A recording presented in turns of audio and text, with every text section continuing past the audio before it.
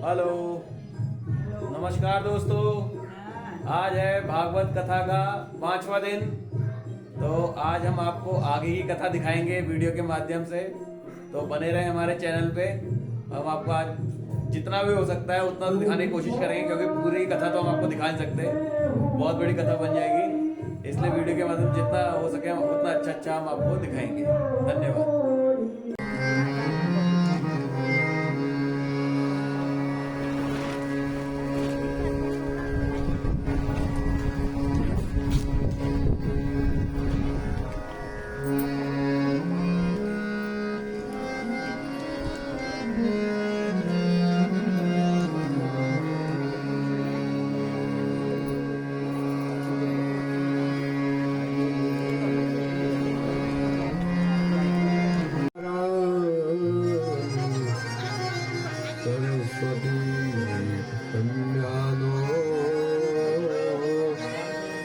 सर्व कार्यार्थ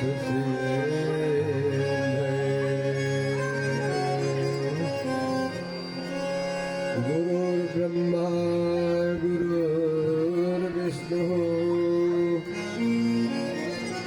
गुरुर्देवो महेश्वरः गुरु साक्षात् परब्रह्म तस्मै श्री गुरवे सुंदरं सोमुखभालं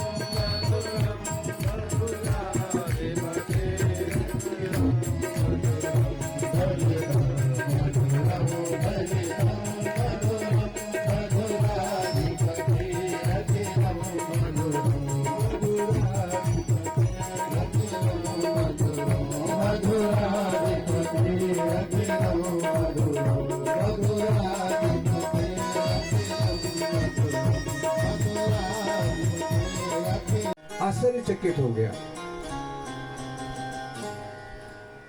भगवान की लीला को जानना हम जैसे सांसारिक प्राणियों के लिए बहुत कठिन है। अद्भुत लीला है भगवान की। क्यों? भगवान को तो कितने जीवों का कल्याण करना है। भगवान ने कितने लोगों का कल्याण करना है, इसलिए परमात्मा ने ये लीला रची। और कंस आश्चर्यचकित रहा, परंतु उसको नारद जी की बात याद आ गई कि अरे कंस, पहला बच्चा भी 8वां हो सकता है और दूसरा भी 8वां हो सकता है, और 8वां तो 8वां है। सोचा पता नहीं इसमें क्या चाल होगी, इसलिए इस कन्या को मार देना चाहिए। अब कन्या को मारने वाला कन्या घाती, उसकी बड़ी दुर्दशा होती है। जो ही योग माया के पैर को पकड़ा और पैर पकड़ करके पृथ्वी पर पटकना चाहता था, ऐसे ही योग माया कंस के हाथ से छूट गई और आकाश मार्ग की ओर प्रस्थान किया, उड़ गई। आकाश मार्ग की ओर चली गई और आकाश मार्ग की ओर जाते जाते योग माया ने आकाशवाणी द्वारा कहा कि अरे कंस, तेरा काल तो इसी पृथ्वी पर जीवित है। तू मुझे मारना चाहता था, पर जो तुझे मारने वाला है वो तो अभी भी जीवित है और तेरे ही ब्रजमंडल में है, कहीं बाहर नहीं है। और इतना कहकर वो योग माया भगवती कहाँ पहुंच गई? मिर्जापुर के पास विंध्याचल पर्वत पर पहुंच गई, जो आज भी विंध्यवासिनी के नाम से प्रसिद्ध है। वो कन्या विंध्यवासिनी के नाम से प्रसिद्ध है, एक शक्तिपीठ है। आज भी लोग वहां पर माँ भगवती के दर्शन करने के लिए जाते हैं।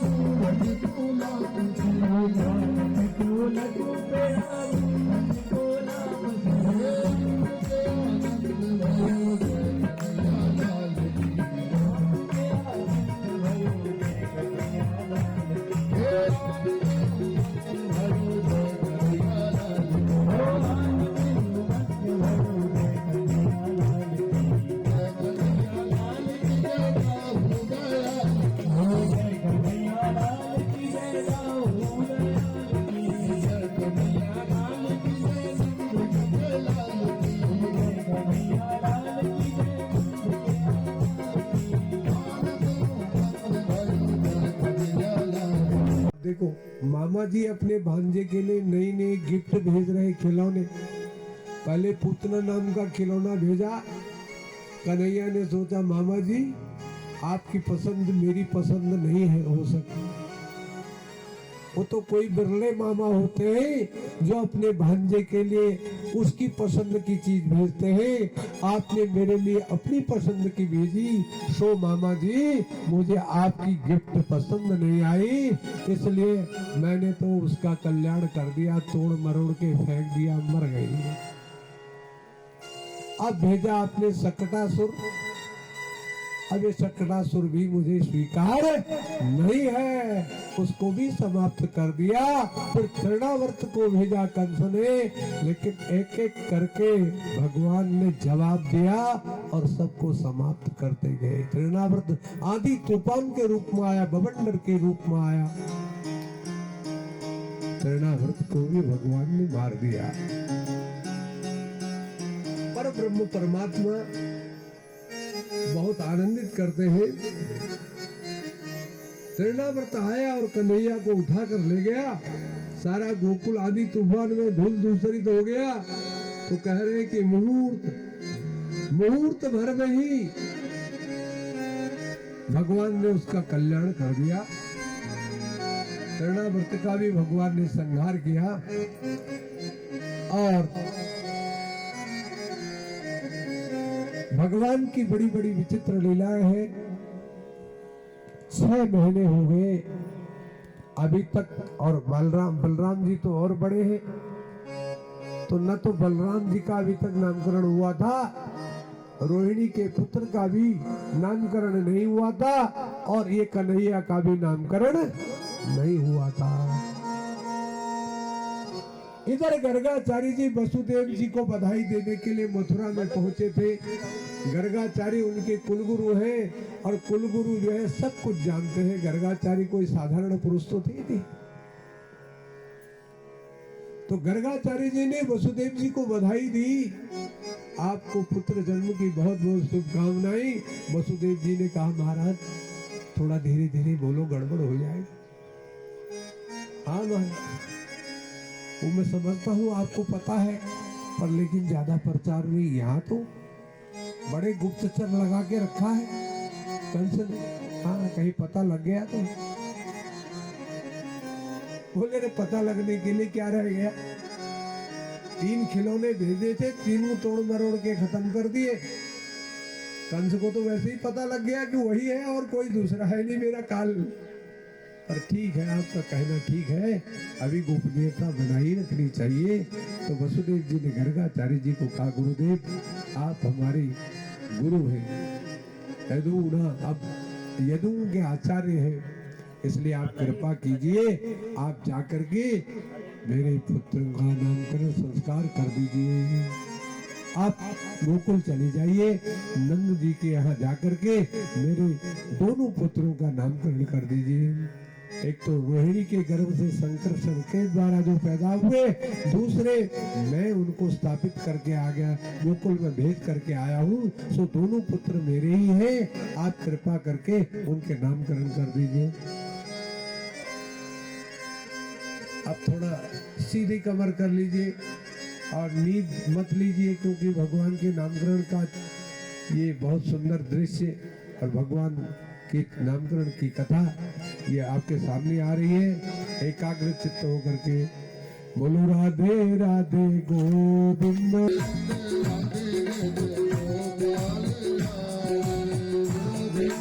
राधे राधे गोपाल राधे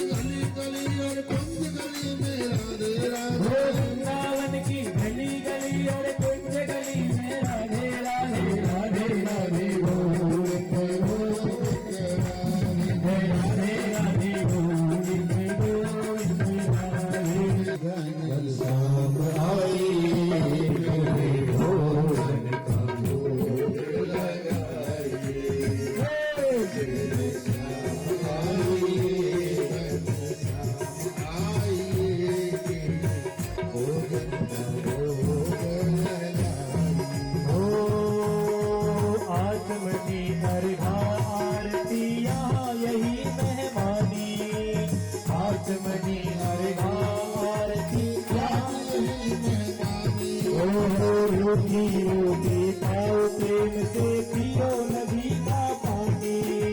रोटी रोटी खाओ प्रेम से पियो नदी का पानी।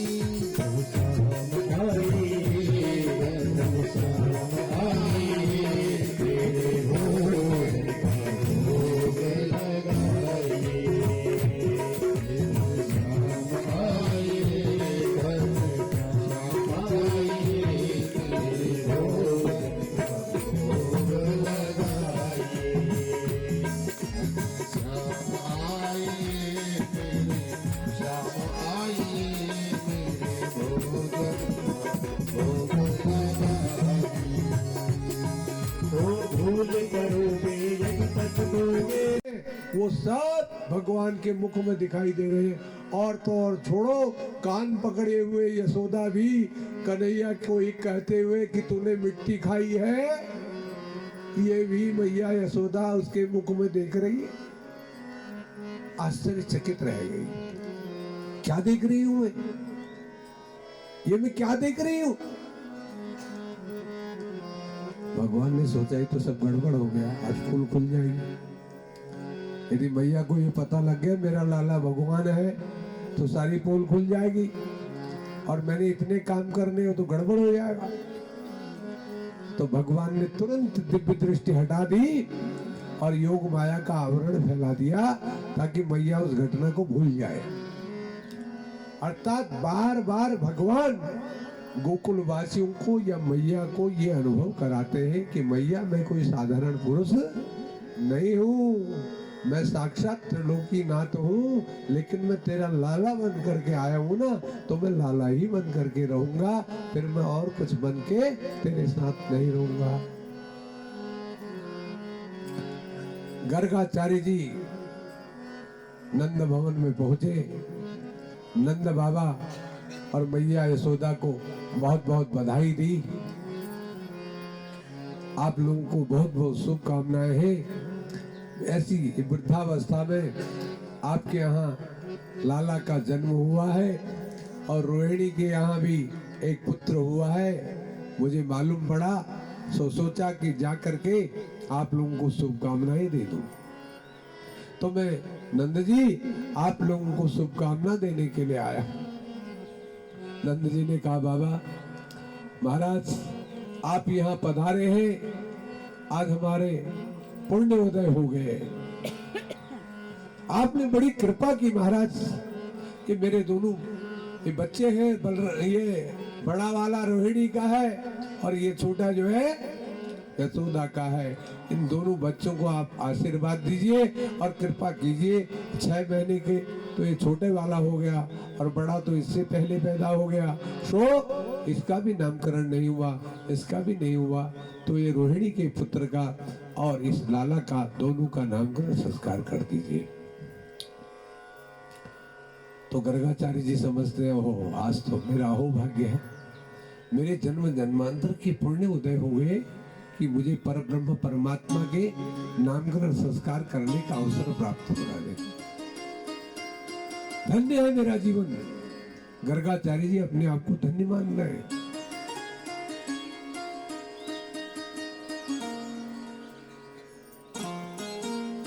और गर्गाचार्य जी ने कहा नंद जी बहुत अच्छी बात, करूंगा, नामकरण करूंगा। बोले बाबा हम तैयारी करते हैं नामकरण की।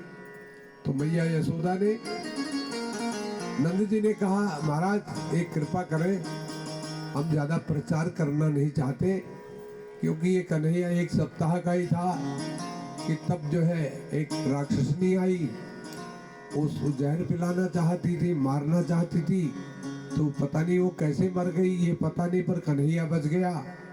फिर एक राक्षस और आया, वो भी मरा हुआ हमने देखा। फिर तीसरा भी आया, वो भी मरा हुआ देखा। किसने मारा, क्या मारा ये पता नहीं, पर हमको ये लगता है कि हमारे कन्हैया को मारने के लिए आया।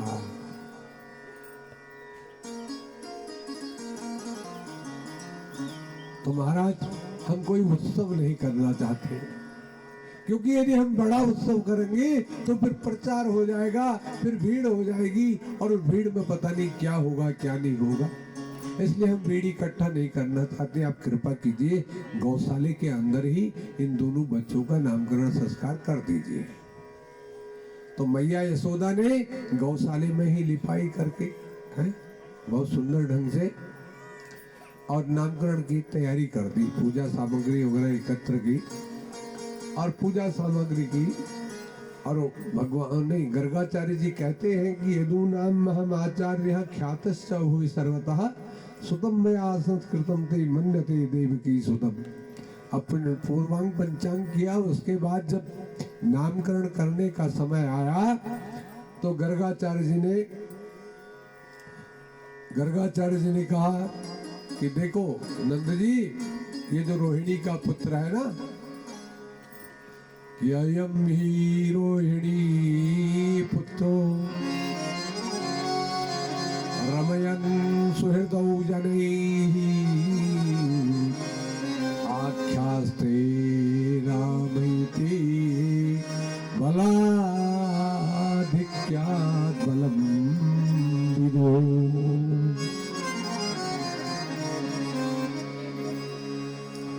गर्गाचार्य जी ने कहा कि अयम ही रोहिणी पुत्रो, ये जो रोहिणी का पुत्र है ये सबके हृदय में रमण करेगा। अयम ही रोहिणी पुत्रो रमयन् सुहृदौ जनैः, ये रोहिणी का जो पुत्र है ये जो है सबके हृदय में रमण करेगा, इसलिए इसका नाम राम होगा। राम इति ख्यात, राम इसको कहेंगे, लेकिन बलाधिक्यात् बलम विदुः, ये बहुत बलवान होगा, इसलिए इसको बलभद्र भी कहेंगे और बलराम भी कहेंगे।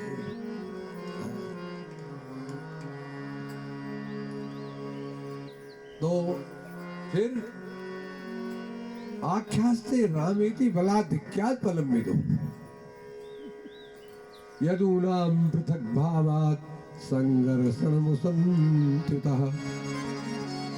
और ये गर्गाचार्य जी समझते हैं कि ये तो यादवों से अलग होकर के यहाँ आया, अर्थात ये है तो अंश यादवों का, और लेकिन संकर्षण के द्वारा रोहिणी के गर्भ में आया भगवान की लीला है, तो इसलिए इसका नाम संकर्षण होगा। इसको संकर्षण भी कहेंगे। इसका जो सबके हृदय में रमण करेगा तो राम कहेंगे। बलवान होगा इसलिए बलदेव भी कहेंगे, बलभद्र भी कहते हैं, बलराम भी कहेंगे।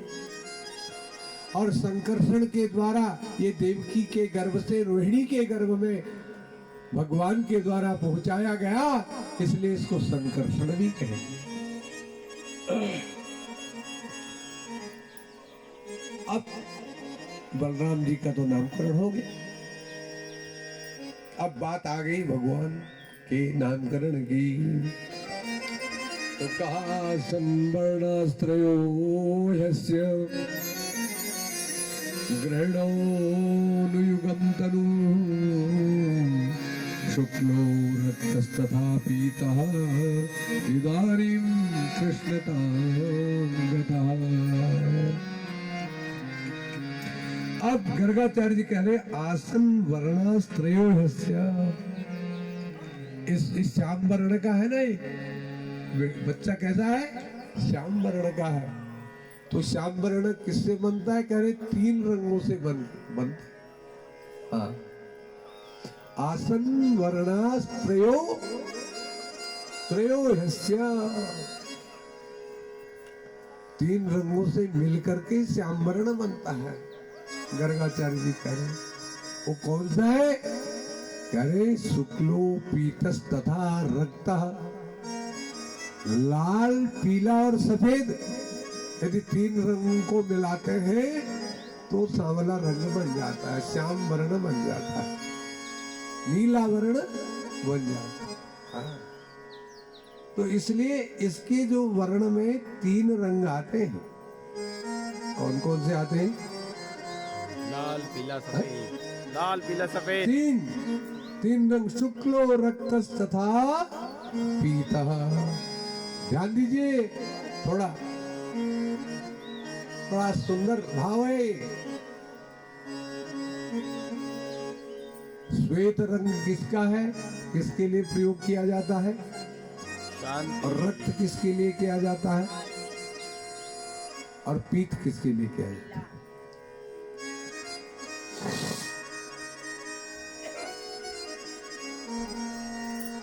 पीत वस्त्र भगवान विष्णु के लिए, सुवर्ण धातु भगवान विष्णु की है, और ताम्र धातु लाल रंग की होती है भगवान शिव की है। किसकी? शिव की। और श्वेत जो है सरस्वती जी पहनती है ना, ब्रह्माणी, तो ब्रह्मा का द्योतक है।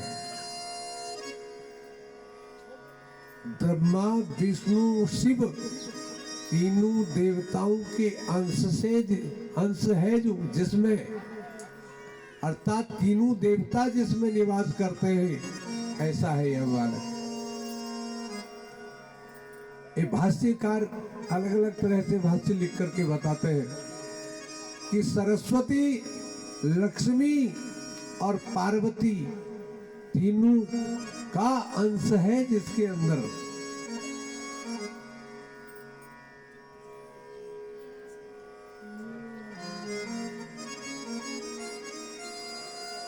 ऐसा है ये आपका बालक।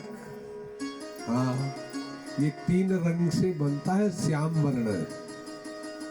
ये वो तीनों देवताओं की कृपा है। जिसकी तीनों देवता भजन करते हैं, जिसको तीनों देवता अपना आराध्य मानते हैं, और जो तीनों देवताओं को अपना आराध्य मानता है, ऐसा है यह आपका बालक जो 3 रंगों से बना हुआ है, शुक्लो पीतस तथा रक्त। श्वेत, पीत और रक्त। इदानीं कृष्ण नाम गतः। अब सफेद, लाल और पीले रंग से बना है, युक्त होकर के ये कृष्णता को प्राप्त हुआ। कृष्णता का मतलब सांवला हो गया। इसका वर्ण श्याम है, तो इसलिए भी इसको कृष्ण कहेंगे, श्याम कहेंगे, है ना? और ये सबके मन को आकर्षित करेगा, इसलिए भी इसको श्याम कहेंगे। ये टेंट के पीछे कुछ बात कर रहे हैं लोग, इधर डिस्टर्ब हो रहा है। ठीक व्यास गद्दी के पीछे बात कर रहे हैं।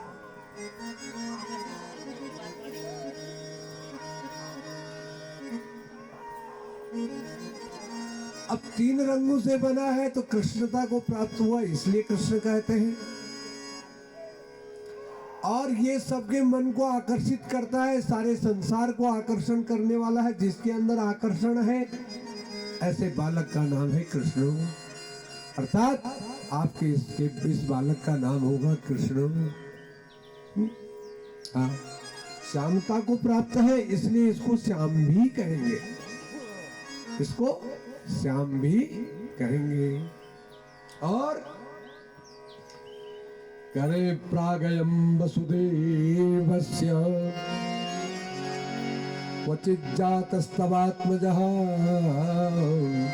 वासुदेवेति श्रीमान् विज्ञासं प्रचक्षते। आप कह रहे हैं कि वसुदेव से के द्वारा इसकी उत्पत्ति हुई है, अर्थात वसुदेव का अंश इसमें है, इसलिए इसको वासुदेव भी कहेंगे। इसका नाम वासुदेव भी होगा। और गर्गाचार्य जी ने कहा, भाई आपके पुत्र का नामकरण करना मेरे बस की बात नहीं है, इस पुत्र का नाम रखना मेरे बस की नहीं है। क्यों? बोले बहुनी संति नामानि, बहुनी संति नामानि रूपाणि सुतानि वे रूप कर्मानुरूपाणि तान्यहं वेदनो जना। अब गर्गाचार्य जी ने कहा, ये नंद जी जिसके नामों का वर्णन वेद नहीं कर पाए, उसका नाम मैं क्या रखूं भैया? इनके नाम रखने की ताकत मेरे अंदर नहीं है। अच्युतम केशवम राम नारायणम कृष्ण दामोदरम वासुदेवम हरि श्रीधरम माधवम गोपिका बल्लभम जानकी नायकम रामचंद्रम कितने नाम है। गावे कैसे? कोई कहे गोविंद कोई गोपाला, कोई कहे गोविंद कोई गोपाला, मैं तो कहूँ सावरिया बांसुरिया, मैं तो कहूँ सावरिया बांसुरिया,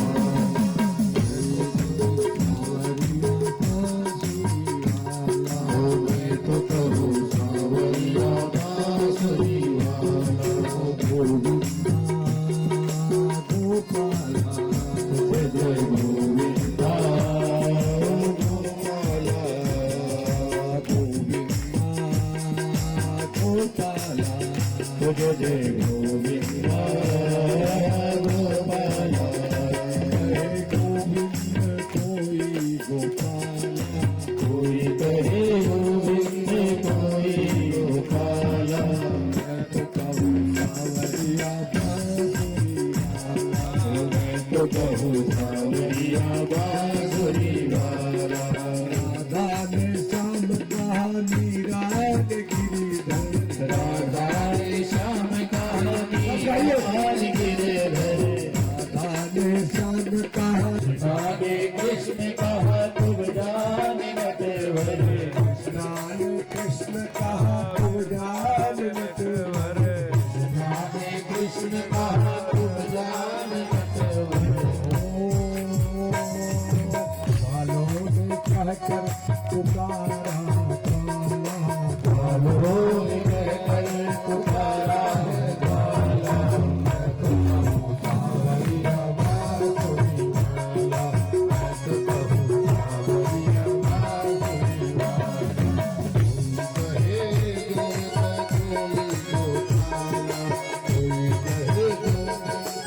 कोई गोपाला, मैं तो कहूँ सावरिया बांसुरिया, मैं तो कहूँ सावरिया तुमको कन्हैया, राम कहते थे घनश्याम भैया, राम कहते हैं घनश्याम भैया, राम कहते हैं घनश्याम भैया, राम कहते हैं घनश्याम भैया, सूरा की आंखों पे तुझो सूरा की आंखों पे तुझो उजाला, मैं तो कहूँ सावरिया बांसुरिया, मैं तो कहूँ सावरिया बांसुरिया, जय गोविंदा जय जय आगे वो कुछ लेके आए हो चलो वो कुछ नहीं कह रहे हैं बांटते समय तो बनाता हूँ मैं वीडियो, और तो बनाता हूँ बांटते समय तो। नहीं यही होता है प्रसाद।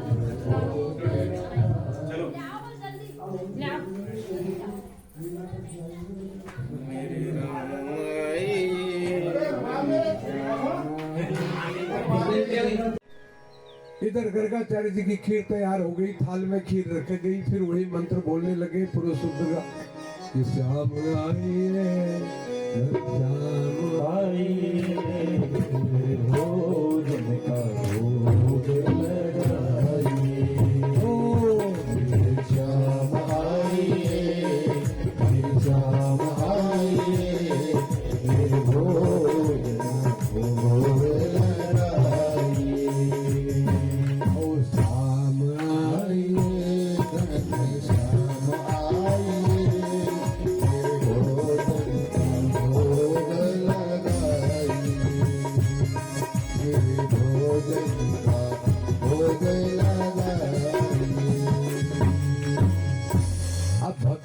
करे और भगवान न जाए कैसे, और वो भी बड़े भाव से, हाँ, नेत्र बंद करके ध्यानावस्थित होकर के याद कर रहा है, तो भगवान कैसे न जाए। अब जिसके जन्म के टाइम पर जेल के फाटक पर इतने बड़े बड़े ताले लगे थे कि नहीं, तो जिसने जन्म के टाइम पर इतने बड़े ताले तोड़ दिए, तो कुंडी की क्या करेगी, मैया की कुंडी का क्या होगा है? बड़े बड़े ताले टूट गए, जेल के फाटक, कितने भयंकर फाटक खुल गए, तो भला मैया की कुंडी क्या करेगी। अरे यार, जो हल्के से झटका मारा, कुंडी एक तरफ और दरवाजा खुल गया, और फिर घुटने के बल चल के वहां पहुंच गए जहाँ खीर की थाल रखी। अब गुरुदेव मंत्र पढ़ रहे और कन्हैया गए, उन्होंने कहा मेरा भक्त याद कर रहा है भाई, मुझे तो जल्दी पहुंचना चाहिए। अब फिर खीर खाने लगे, अब बुला रहा है भाई, आओ आओ खाओ खाओ कह रहा है, मैं क्यों ना खाऊं। कन्हैया ने सोचा भाई मुझे खाने के लिए कह रहा तो मैं क्यों ना खाऊं। श्याम आइए, घनश्याम आइए, मेरे भोजन का भोग लगाइए, कह रहा तो खाना चाहिए कि नहीं, तो कोई गलत काम ना नहीं किया। अब फिर खाने लगे, अब फिर जो है वही हाल। और जब गर्गाचार्य जी के नेत्र खुले, आहा, अब की बार वो योग माया का आवरण हट गया और परब्रह्म परमात्मा का दिव्य दर्शन गर्गाचार्य जी को हो रहा है। और गर्गाचार्य जी ने कहा, हो मेरी बुद्धि कितनी बिगड़ गई, बताओ एक थाल खीर भगवान का भोग, ये भगवान की जूठन भला किसको मिले। भगवान की जूठन खाने को किसको मिले। आपने देखा अभी नारद जी के पूर्व जन्म का मैंने कथा सुनाई थी पहले दिन, कि कैसे वो संत महात्माओं की सीख प्रसादी खाते थे, पत्तल में जो जूठा बच जाता था उसको खाते थे भगवान का प्रसाद मान करके। ये संत महात्माओं की सीख प्रसादी खाने के लिए लालायित रहते हैं, ये तो साक्षात नारायण है भाई। और खुद कह रहे कि अच्युतम केशवम राम नारायणम कृष्ण दामोदरम वासुदेवम बहुनी संति नामानि। ये कह भी रहे कि तुम्हारे पुत्र के तो बहुत से नाम है, लेकिन फिर योग माया का पर्दा आ गया था, इसलिए गड़बड़ हो गया। अब गर्गाचार्य जी को पश्चाताप हो गया, देखो एक थाल मैंने बेकार कर दिया, अब बेकार नहीं करूंगा। और गर्गाचार्य जी ने नन्हे से कन्हैया के पैर छुए, प्रणाम किया और कन्हैया को गोद में बैठा। इतने देर में मैया आ गई, कमरे की ओर गई तो देखा जिस कमरे में कन्हैया को बंद किया था दरवाजे खुले पड़े। अरे बाप रे बाप, कुंडी किसने खोली, कहीं ये वहां तो नहीं चला गया। जब जाती देखती है तो आहा, वो छोटे कन्हैया को गर्गाचार्य जी ने गोद में लिया है। कन्हैया के मुख में से खीर टपक रही है और हाथ में खीर टपक रही है, और गर्गाचार्य जी बड़े प्रेम से भोग लगा रहे हैं, बड़ा आनंद आ रहा। एक दिव्य दर्शन जब मैया ने किया, तब मैया के समझ में आया कि ये कोई साधारण बालक तो साधारण बालक नहीं। माताओं, बहनों, ये भाइयों, ये ठाकुर जी के स्नेह से हमारा मन था कि कथा जो है वो गोवर्धन पूजा तक जाएगी, लेकिन नहीं जा पाई। जो वो ठाकुर जी की इच्छा होती है, हम तो उसके आगे चल नहीं सकते। कथा तो सुना ही रहा हूं मैं, प्रयास तो पूरा है, लेकिन अब ज्यादा भी छलांग लगाना अच्छा नहीं है। तो 56 भोग गोवर्धन नाथ को भी लगते हैं, और 56 ही भोग यहाँ लगा दिए हमने ठाकुर जी उनके नाम से, है ना, क्योंकि 56 भोग तो उनके नाम से बने थे। अब ये प्रसादी का भोग आपको प्राप्त होगा। अब देखो, अब जो भी आप प्रसाद लेना चाह, प्रसाद माने भोजन का प्रसाद, तो भोजन के प्रसाद के साथ मिलेगा, पहले नहीं मिला भैया। अब कुछ लोग जो जल्दी जल्दी से वो में गड़बड़ आ गए, जो जल्दी घर जल्दी से वो सोचो हमने कौन खाने से हम कैसे रह गए वंचित। ना ना ना, ऐसा कुछ नहीं। अभी जो प्रसादी बटेगी ना, उसमें भी हम इसमें से मिला देंगे सूखी आइटम। हाँ, गीला तो रात को खाएंगे, लेकिन सूखी जो आइटम है वो उसमें से भोग में मिला दिया जाएगा, सबको प्राप्त होगा, चिंता मत करो, ठीक है। हाँ, बहुत परमानंद की प्राप्ति होगी। माताओं बहनों, देखो बाल लीला का बड़ा बात है। अब खोल जनरल सब खत्म हो गया है ना। हाँ।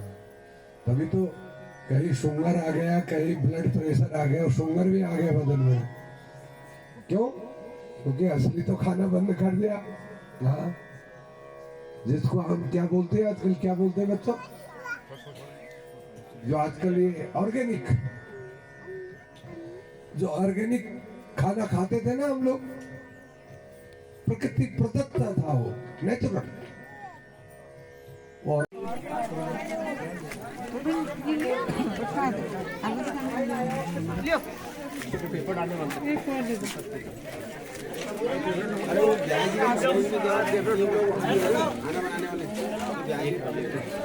अच्छा, इसको करना। तो दोस्तों, जैसा कि आप देख रहे हैं, अभी प्रसाद वितरण हो रहा है। आज कान्हा जी को 56 भोग लगाए गए थे और उसी में से सभी को थोड़ा थोड़ा प्रसाद के रूप में दिया जा रहा है।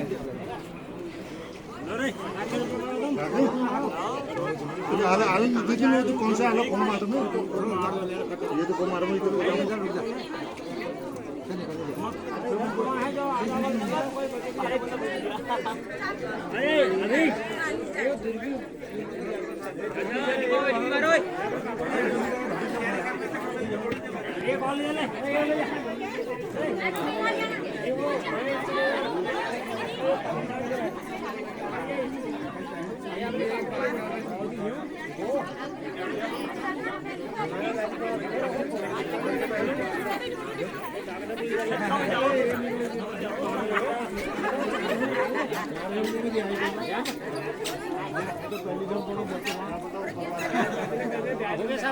एक मैं रहता हूँ बस।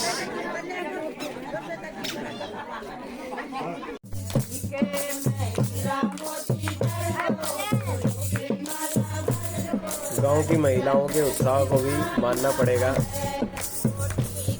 देखिए, रात्रि भोजन के बाद सभी महिलाएं दोबारा महिला संगीत के लिए एकत्रित हो चुकी हैं और आप देख सकते हैं उनमें कितना उत्साह और उमंग है। पूरे जोश के साथ वे महिला संगीत कर रही हैं।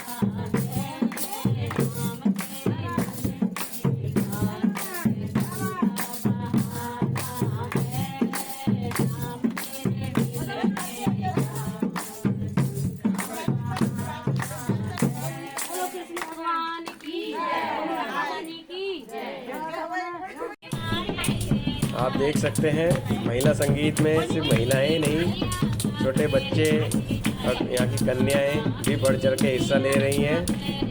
वो भी अपना पूर्ण योगदान महिला संगीत में दे रही हैं। उनके जोश को देखकर बहुत अच्छा लग रहा है। तो दोस्तों, आज की जो भागवत कथा आपने देखी वो बहुत ही सुंदर थी। उम्मीद करता हूँ आपको वीडियो पसंद आया होगा और आपसे चाहूँगा कि हमारे चैनल को सब्सक्राइब ज़रूर करें और जितना हो सके हमारे इस वीडियो को शेयर करें। धन्यवाद। हरे कृष्ण।